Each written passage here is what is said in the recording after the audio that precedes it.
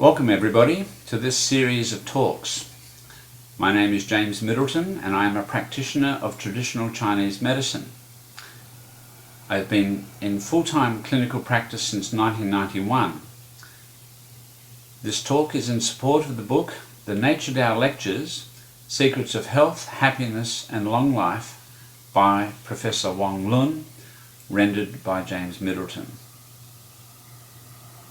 I'm very keen to present and share with you some of the things I have come to know over the years. As a way to do this, I want to present the physical space where I work and to take you through some very special symbols and the archetypes and the ideas these represent. This is the doorway to the clinic rooms. The 5 arts of traditional Chinese medicine are herbal medicine, acupuncture, therapeutic massage, plus the specialist bodywork methods from the medical martial arts traditions, termed Wu Yi. Also diet and exercise therapy. These are complemented by studies of Western medical science subjects. I wish to make a very special point, and that TCM medical principles and precepts emanate from the study of nature, to study the Tao of nature's way. The way of the Tao is an ancient study by Chinese scholars since time immemorial.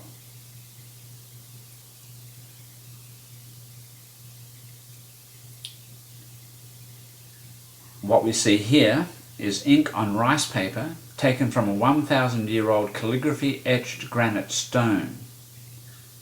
The meaning conveyed by this image and the accompanying words is wealth and abundance, though not necessarily in the material sense. It is illustrating an abundance that rises from a perfect development, termed May. A flower will unerringly and perfectly grow from seed to full bloom and reproduce again because of the Tao of the flower's natural existence. When this occurs, it gives rise to a living presence reflecting excellence and beauty, and this is a true form of wealth and abundance. Should life, or this flower, not grow to its natural potential or be destroyed, it is because of an inability to access appropriate nurturing of the Tao in time and place.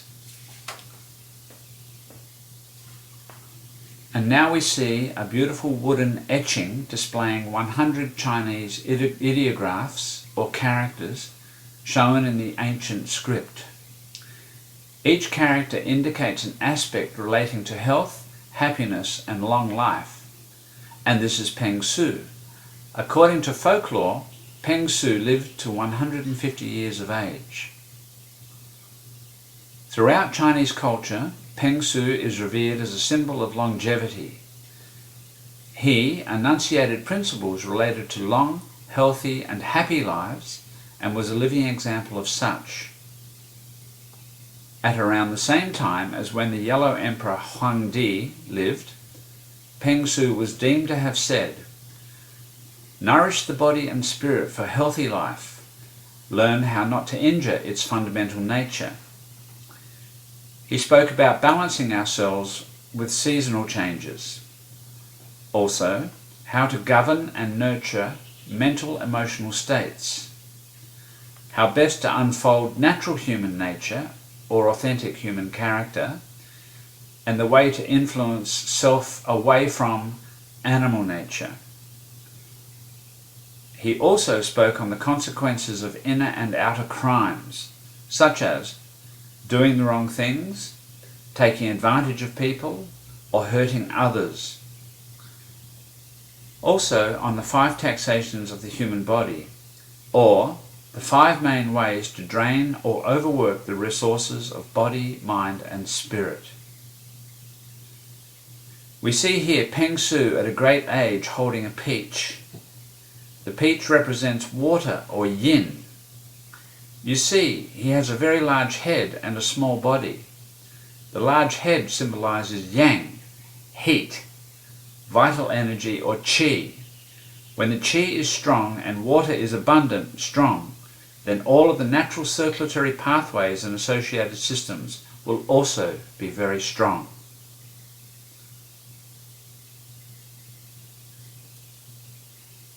Now we move to another gentleman who is the representation of correct action or correct moral character. This is termed Dao De. Dao De is concerned with correct thought and speech and action in daily life. The scroll he is holding is a list of names of those people who betrayed his beloved king during a time of occupation and turmoil. He chased these people to the ends of the earth. The symbolism of this character from Chinese history is to indicate that speech, thoughts, and actions all have consequences according to degree or integral quality. And this is termed Juso Ben Mi. Here is an award from an Ayurvedic medical college hospital in India for a lecture we presented there. Now we focus on Lao Tzu. Lao Tzu wrote the famous Taoist classic, the Dao De Jing. Professor Wong lectured and explained to us that the Dao De Jing was really about two words, Qing and Jing. Qing means crystal clear mind. Jing means tranquil heart. Qing Jing is the way to gain a crystal clear mind and tranquil heart.